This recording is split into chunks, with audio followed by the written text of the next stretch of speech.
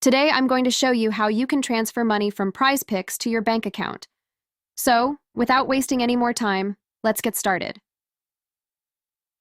First, open the PrizePicks app and log into your account.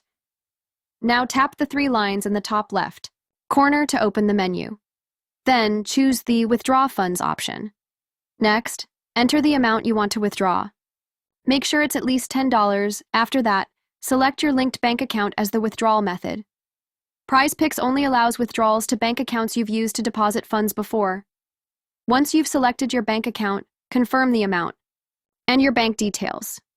Then, you'll receive a one-time password, OTP, via email.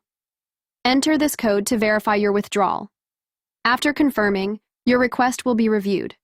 This usually takes between 6 to 12 hours. Once approved, the money will be sent to your bank account, and that's it. That's how you can transfer money from PrizePicks to your bank account.